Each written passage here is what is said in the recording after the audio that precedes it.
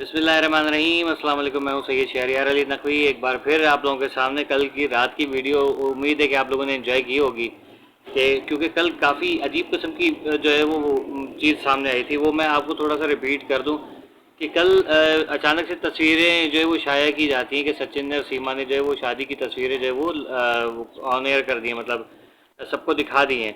और बाकायदा तौर पे जैसे इनकी प्लानिंग नहीं थी। पहले इन्होंने कहा था, मतलब जिस तरह इन्होंने ड्रामा रचा था कि हमारी शादी हुई है और वो वहाँ मंदिर में हुई है, लेकिन मंदिर का कोई भी वो बैकग्राउंड सीन नज़र नहीं आ रहा, मंदिर की कोई तस्वीर नज़र नहीं आ रही है। फिर बाकायदा बच्चों को लेके जो है वहाँ बच्चों के साथ तस्वीरें खिंचवाई गई हैं, वो सारी तस्वीर शो की जा रही हैं। और उसको शो ये बताया जा रहा है कि ये जो है सीमा और सचिन की शादी की तस्वीरें हैं। तो अचानक से बच्चे कहाँ से नेपाल में आ गए, जबकि शादी बच्चों को लाने से पहले वहाँ पर की गई थी। वो सारे ब्लंडर। फिर अच्छा, सीमा एक बार बार कहती रहती है कि वो सीमा की और क्या कहते हैं हैदर की लड़ाई होती थी, तो ये मारता था उसको। तो उसकी भी मैं आपको फुटेज दिखाता हूँ, मेरे पास फुटेज आ गई हैं। लेकिन उससे पहले कुछ चीज़ें क्लियर करना बहुत ज़्यादा ज़रूरी है।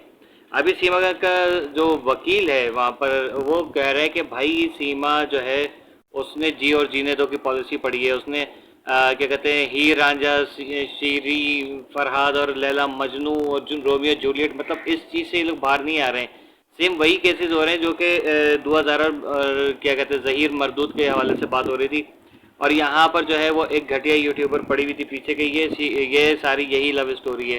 अब ये चीज़ें आहिस्ता आहिस्ता खुल के सामने आ रही हैं और मज़ीद सामने आती जाएंगी कि आखिर ये जो है इनके ये एटीएस की जो टीम है उसकी जो रिपोर्ट्स हैं, जो उसकी इन्वेस्टिगेशन है, जो इनके वकील हैं, उसमें इतना जो वहाँ के टोटल जो इंडियन इंटेलिजेंस है उसके अंदर इतना ब्लंडर क्यों है। आखिर ऐसी क्या वजह है कि वो एक फेयर जो जिसे कहना चाहिए कि इन्वेस्टिगेशन नहीं कर रहे हैं, ठीक है ना। तो इसमें इनकी अपनी कोताही सामने चलती चली आ रही है। फिर ये चीज़ थोड़ी सी क्लियर कर दूँ, उसके बाद हम वो क्या कहते हैं सीमा की और हैदर की फ़ाइट की जो वीडियो है वो आपको दिखाएंगे, जिनकी लड़ाई हुई है आपस में। तो वो भी क्लियर हो जाएगा कि सीमा की और हैदर की जो है वो मारपीट किस तरीके से हुई और कैसे हुई, वो सारी चीज़ें पता चल जाएंगी।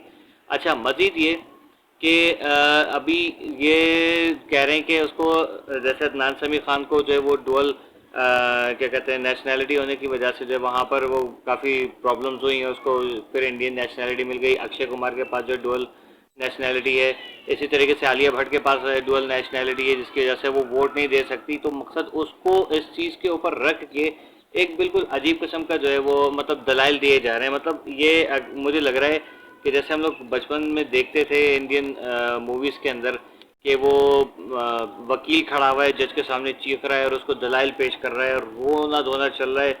वो क्या नाम था उसका फिल्म का, वीर ज़ारा। मैं देखी तो नहीं क्योंकि मुझे पता था कि वो फजूल फिल्म है।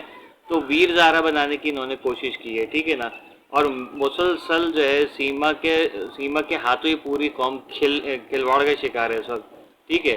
जैसे रिपोर्टर्स हैं वो उससे प्रॉपर बातचीत नहीं कर सकते, भी कह रहे हैं कि सीमा की तबीयत ख़राब हो गई है तो खुदा न खास्ता वो कोई खुशखबरी आने वाली है। यार, ना फेरे ना विदाई, अजीब काम चल रहा है। खैर, तो ये सारी चीज़ें जो है वो प्रॉपर तरीके से पहले इनका जो इनकी शादी है वो सही साबित हो, उसके बाद जो है, वरना ये समझ लीजिए कि ये हराम काम हो जाएगा। क्योंकि ज़ाहिर है अगर कोई चीज़ दुनिया में आ गई इस तरीके से कि और एक क्या कहते हैं वो फिल्मों के अंदर वो दिखाया ना, संदूर लगा दिया और वो काम हो गया, वो चीज़ नहीं है।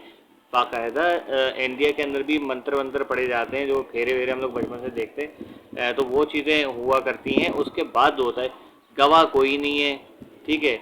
और जो वो वहाँ नेपाल का जो होटल का ओनर है वो कह रहे हैं कि ये सचिन वहाँ पर जॉब ढूंढने के चक्कर में था और ये लोग कह रहे थे कि हम यहीं पर कोई काम करेंगे, नेपाल में ही बस जाएंगे। और नेपाल के ही अंदर जो है वो उसी होटल में सचिन जॉब ढूंढने के चक्कर में था कि मुझे यहाँ से जॉब, यहीं पर जॉब मिल जाए और मैं यहीं रहूँ, ठीक है। अब आते हैं, हम आपको वो वीडियो दिखाते हैं, चंद क्लिप्स हैं। एक ही क्लिप है, उसके कुछ पार्ट्स आपको दिखाते हैं कि इसकी सीमा की और हैदर की जो फाइट हुई है वो आप लोग देखिए।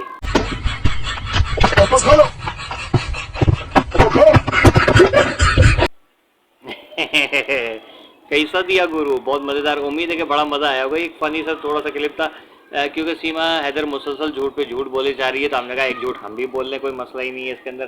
तो उम्मीद है कि आज की वीडियो के अंदर ये पार्ट आपको थोड़ा सा मज़ेदार लगा होगा थोड़ा सा, क्योंकि आप लोग बहुत ज़्यादा, सब लोग पूरा मुल्क और दोनों ममालिक के दरमियान जैसे टेंशन चल रही है सीमा को लेके, तो इसकी वजह से काफ़ी ज़्यादा टेंशन हुई थी। मैंने कहा चलो थोड़ा भाई बहनों को हंसा देते हैं, ठीक है। तो ऐसी कोई फाइट वाइट नहीं हुई है। सीमा हैदर मुसलसल झूठ पे झूठ बोल रही है और अपने आप को बचाने के लिए वो पाकिस्तान के बारे में उसने बकवास की है कि भाई वो पाकिस्तान के अंदर जो 60 से 80 लाख रुपए, 6-8 लाख रुपए कहते उसने कि वो देने पड़ते हैं जॉब के लिए, और अगर बंदे की हाइट और कद सही हो तो उसको फिर फौज में भर्ती कर लेते हैं, ठीक है।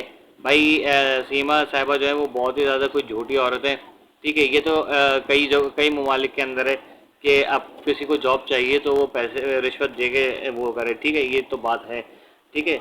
लेकिन सीमा हैदर झूठ बोल रही है कि उसके भाई की कोई जॉब नहीं थी, वो मजदूरी करता था, मजदूरी करता होगा भले से, लेकिन मजदूर की तनख्वाह जो है एक जॉब पे जाने वाले बंदे, एक वर्किंग बंदा जो होता है उससे ज़्यादा होती है मजदूर की सैलरी जो इनकम होती है, ठीक है ना। तो उनके मज़े भी बड़े होते हैं। बहुत सारे जो मतलब जैसे हमारे जैसे लोग हैं 8-8 हज़ार रुपये 10-10 हज़ार रुपये काम कर रहे होते हैं, मजदूर जो है 25-30 हज़ार 40 हज़ार रुपये उठा रहा होता है, और लेकिन उस पर भी वो क्या कहते हैं उनका पेट नहीं भरते तो वो आर्मी में चले जाते हैं, ठीक है। तो इसका सीमा का कहना मकसद ये लग रहा है मुझे। तो ये टोटली ब्लंडर है, बकवास की चली जा रही है मुल्क के बारे में भी और मुल्क के कवानीन के बारे में भी। और क्या इसने एक चीज़ और भी कही, कुछ लोग होते हैं जिनको अपनी औलाद का पता ही नहीं होता ये पैदा हुई भी थी कि नहीं हुई थी, मिस्टर बीन की तरह उसको फेंका गया था। और कुछ लोग जो है वो जानबूझ के उम्र छुपाते हैं बच्चियों की, खासतौर पर कि बच्ची जो है वो 40 साल की भी हो जाए तब भी 20 साल की दिखे। देखें, अगर ख़वातीन का तो ये दुनिया भर के अंदर है कि अगर आप खातून का जो है वो NIC मतलब ओरिजिनल उम्र भी पूछ लेंगे ना तो उसका मुंह बन जाता है, और अगर शनाख्ती कार्ड पे बर्थ सर्टिफिकेट पे ओरिजिनल उम्र लिखी हुई है तब भी वो जो है ना 4 साल तक कम से कम जो है ना वो 21 साल की 20-21 साल की अपने आपको बताएगी, जब तक जो है वो अगला जो है वो बुढ़ा नहीं हो जाएगा तब तक वो 20-21 साल की नज़र आना चाहती है, ठीक है ना।